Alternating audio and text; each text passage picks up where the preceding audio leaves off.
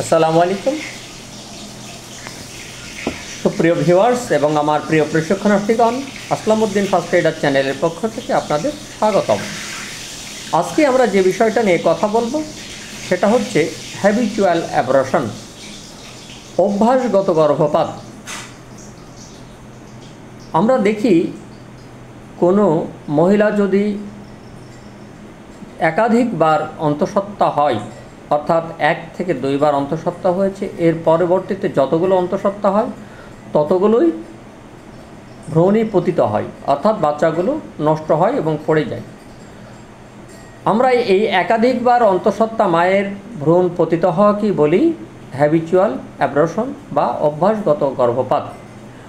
অভ্যাসগত গর্ভপাত কেন হয়ে থাকে? অভ্যাসগত গর্ভপাত হয়ে থাকে জরায়ুর কোনো ইনফেকশন, মেবি এসটিডি অর্থাৎ সেক্সুয়াল ট্রান্সমিটেড ডিজিজ। তারপর আর কী কারণে হতে পারে? Hormone imbalance. তৃতীয়ত জরায়ুর ইনফেকশন। জরায়ুর ইনফেকশন বলতে গেলে আমরা কি বুঝি? অতীতে হয়তো এই মা এমআরডিএনসি বা ওষুধ খেয়ে বাচ্চা নষ্ট করেছে।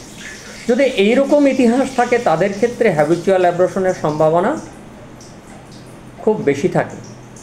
তাহলে আমরা দেখি যখন অন্তঃসত্ত্বা প্রথম অবস্থায় হয়, কখনোই কোনো মাকে আমরা অ্যাবরশন করার পরামর্শ দিই না, বিশেষ করে ক্রিমিনাল অ্যাবরশন, যেটা স্বেচ্ছায় করা হয়। যদি স্বেচ্ছায় ক্রিমিনাল অ্যাবরশন করে তাহলে দ্বিতীয়বার, তৃতীয়বার, চতুর্থবার, যতবারই কনসেপ্ট করে এরকম বাচ্চা নষ্ট হওয়ার সম্ভাবনা, অর্থাৎ এই হ্যাবিচুয়াল অ্যাবরশনের সম্ভাবনা বেড়ে যায়। তাহলে এই হ্যাবিচুয়াল অ্যাবরশন এড়ানোর প্রক্রিয়াই হচ্ছে যে ডাক্তারি পরামর্শ অনুযায়ী আমাদের অ্যান্টিনেটাল কেয়ারগুলো মেনটেন করতে হবে এবং প্রথম গর্ভধারণের পরপরই কখনোই বাচ্চা নষ্ট করা যাবে না। এই দিকে আপনাদের লক্ষ্য দর্পণে রাখতে হবে। Thank you viewers.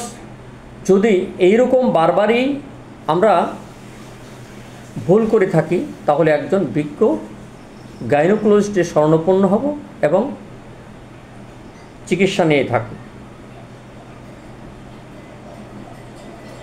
আপনাদের এ বিষয়ে অবগত করার জন্য অবশ্যই একজন গাইনোকোলজিস্ট যদি শরণাপন্ন না হন তাহলে ভবিষ্যৎ কিন্তু কনসেপ্ট করার সম্ভাবনা 99% লোপ পাবে। এই হ্যাবিচুয়াল অ্যাবরশন থেকে বাঁচার জন্য আমরা বিশেষ করে যে ক্রিমিনাল অ্যাবরশন আছে এগুলো এড়ানোর চেষ্টা করব। Thank you viewers. Aslamuddin first এইডার চ্যানেলের পক্ষ থেকে আপনাদের স্বাগতম।